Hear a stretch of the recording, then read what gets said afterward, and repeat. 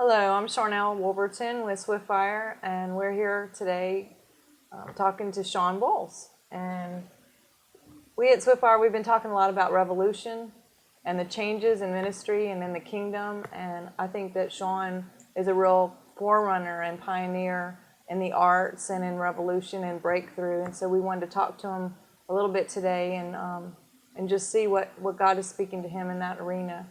Shawn, I know you have a real heart for young people. How do you see that shift in where we are right now? Well, I think there's been this huge changing of the guard for the last 7 years. We've seen a lot of older saints go home. We've seen a lot step down and give their movements over to younger men and women, and then we've seen a lot of just young ones rise up that have accomplished more in like 10 years than it took others to accomplish in 30. Already they're accomplishing some, and I think that something's happening where if we can see a young person at the end of the race holding the trophy in their hand and then start treating them that way, then something supernaturally is done where what took us 20 years to learn, they learn in 2. Yeah. And it's completely unfair, but it's totally the design of God because they're reaping what they haven't sown. And God's had some older ones, especially in their 60s and 70s, pay a price so that we didn't have to. And if their ceiling is our floor, then that means that we don't have to go through the life lessons, the price that they did. Our price is a new price.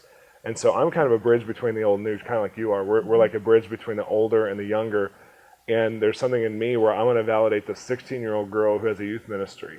And she really is called. I was a youth pastor at 16. Wow. And so, I mean, at 16, 17, 18, I worked with the youth full time, and I left high school for it.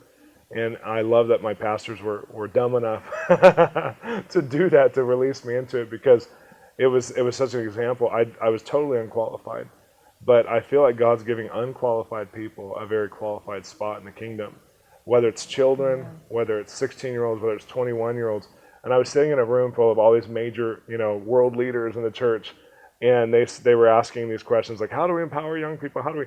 And I got this attitude that rose up in me, but it was a righteous attitude, and they didn't take it as rebellion or offensive. But I just said, look, all of you started when you were in your 20s. All of you started doing powerful things and exploits and believing God to win, the souls of the whole nation or your whole nations. You believed this when you were 21, 22, 23.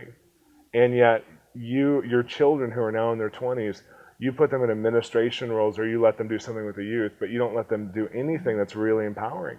And so I'm challenging you that I feel that God's offended at the way we treat young people, that we don't give them any roles of responsibility that are real, or that we don't empower them, or we don't see them beyond where they're at.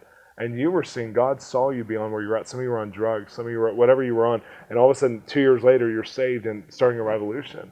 And so I feel like there's this thing where we have to see young people, and we have to see that God has given them, like put things in their destiny and DNA that we're called to draw out, empower, finance. And I've already been starting to see some of the young people that we're financing and drawing stuff out of them. And they're graduating lessons that took me years. I mean, just years to learn in my character and in my understanding. And they get it like in one meeting. They're like, I got it. They're just, and plus the wisdom has escalated. And so things that took longer to learn because they weren't so widespread are now here.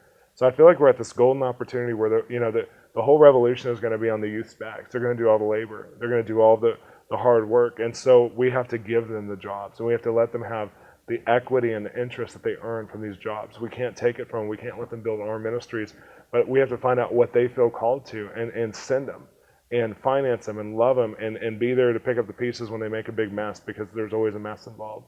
But, I tell my young people that, as long as you're not in immorality, I don't care about the failure that happens, because lots of failure is going to happen. They're gonna do all kinds of wrong things. They're gonna break protocol. They're gonna preach about something that with passion that they don't need to be preaching about right now. They're gonna do whatever they're gonna do, as long as it's not immorality. I have so much grace and room for their failure, because they can grow past all of that. Immorality causes a level of brokenness that tears down the whole community. But failure based on trial and error, I mean, that's just part of the journey. And if you want to be a think tank revolution organization, you're gonna have to have the freedom to fail and succeed.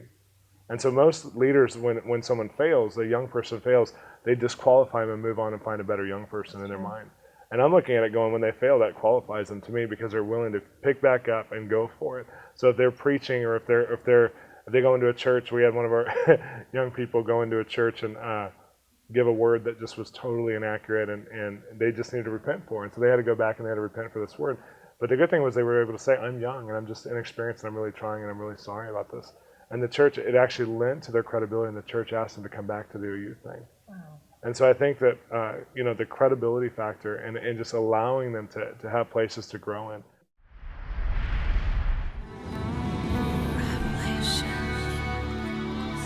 Trust in you.